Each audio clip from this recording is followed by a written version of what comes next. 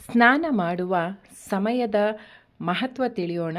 ಯಾವ ಸಮಯಕ್ಕೆ ಸ್ನಾನ ಮಾಡಿದರೆ ಏನು ಫಲ ಎಂದು ತಿಳಿಯೋಣ. ಬೆಳಗಿನ ಜಾವ ಬ್ರಾಹ್ಮಿ ಮುಹೂರ್ತದ ಸಮಯ 3 ಗಂಟೆಯಿಂದ 4 ಗಂಟೆವರೆಗೆ ದೇವತೆಗಳ ಸ್ನಾನ ಎನ್ನಲಾಗಿದೆ. ಲಾಭವೇನೆಂದರೆ ದೇವತೆಗಳಿಂದ ಆಶೀರ್ವಾದಿಸಲ್ಪಡುತ್ತಾರೆ. 4 ಗಂಟೆಯಿಂದ 5 ಗಂಟೆವರೆಗೆ ಋಷಿಮುನಿಗಳ ಸ್ನಾನ ಎನ್ನಲಾಗಿದೆ. ಲಾಭವೇನೆಂದರೆ ಜೀವನದಲ್ಲಿ ಎಂತಹ ಕಷ್ಟಗಳು ಬಂದರೂ ಎದುರಿಸಲು ಗುರುಗಳು ಆಶೀರ್ವಾದಿಸುತ್ತಾರೆ. ನಂತರ 5 ಗಂಟೆಯಿಂದ 6 ಗಂಟೆವರೆಗೆ ದೇವಿ ಸ್ನಾನ ಎನ್ನಲಾಗಿದೆ. ಲಾಭವೇನೆಂದರೆ ಆ ಮನೆಯಲ್ಲಿ ಸದಾಕಾಲ ಮಹಾಲಕ್ಷ್ಮಿ ನೆಲೆಸಿರುತ್ತಾಳೆ.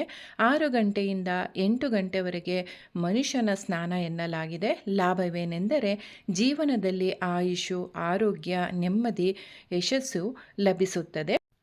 8 ಗಂಟೆಯ ನಂತರದ ಸ್ನಾನ ರಾಕ್ಷಸ ಸ್ನಾನ ಎನ್ನಲಾಗಿದೆ.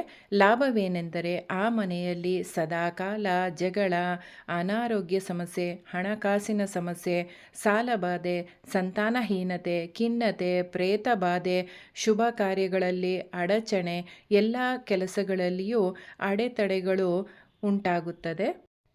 ಈ ಬೆಳಗಿನ ಬ್ರಾಹ್ಮಿ ಮುಹೂರ್ತದ ಸಮಯದಲ್ಲಿ ನಿಮಗೆ ಸ್ನಾನ ಮಾಡಿ ದೇವರ ಪೂಜೆ ಮಾಡಲು ಸಾಧ್ಯವಿಲ್ಲವೆಂದರೆ ಕನಿಷ್ಠ ಪಕ್ಷ 6 ಗಂಟೆಯಿಂದ 8 ಗಂಟೆ ಒಳಗೆ ಆದರೂ ಸ್ನಾನ ಮಾಡಿ ದೇವರಿಗೆ ದೀಪ ಹಚ್ಚಿ ದೇವರಿಗೆ ನಾವು ಪ್ರೀತಿ ಪಾತ್ರರಾಗೋಣ.